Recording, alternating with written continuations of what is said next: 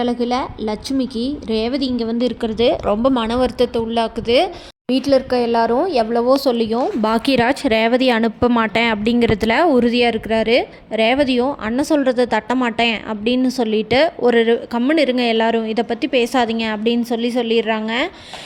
ரேவதி இங்கே வந்து இருக்கிறத நினச்சி ரேவதியோட அம்மா லட்சுமிக்கு ரொம்ப உடம்பு சரியில்லாமல் போயிடுது.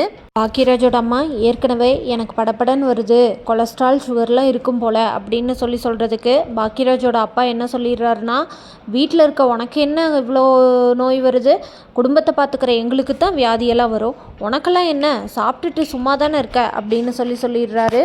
லட்சுமிக்கு உடம்பு சரியில்லாததை பார்த்த மதி வாங்க ஹாஸ்பிட்டல் போகலாம் அப்படின்னு கூப்பிட்றாங்க. இதுக்கு மதி லட்சுமி வேண்டாம், மாமாவுக்கு தெரிஞ்சா சத்தம் போடுவாரோ என்னமோ, வீட்டில் இருக்க ஆம்பளைங்க சொன்னா தானே செய்யணும் அப்படின்னு சொல்கிறாங்க. அதுக்கு அழகுமதி அப்படியெல்லாம் கிடையாது, யாருக்கு உடம்பு சரியில்லையோ அவங்க ஹாஸ்பிட்டலில் போய் பார்த்துக்கிறது நல்லது தான். அதுவும் முக்கியமாக உங்களுக்கு 50 வயசுக்கு மேலே ஆச்சு, நீங்கள் ஹெல்த் செக்கப் பண்ணிக்கிறது தான் நல்லது, வாங்க உடனடியாக கிளம்புங்க, நான் உங்கள் கூட வரேன் அப்படின்னு சொல்லிட்டு மதி லட்சுமியை ஹாஸ்பிட்டல் கூட்டிகிட்டு போகிறாங்க.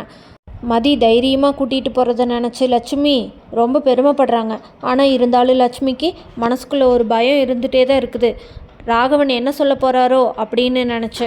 ராகவனுக்கு தெரிஞ்சால் என்ன நடக்கும்னு தெரிஞ்சுக்க நம்ம சேனலை மறக்காமல் லைக், ஷேர் அண்ட் சப்ஸ்கிரைப் பண்ணிக்கோங்க.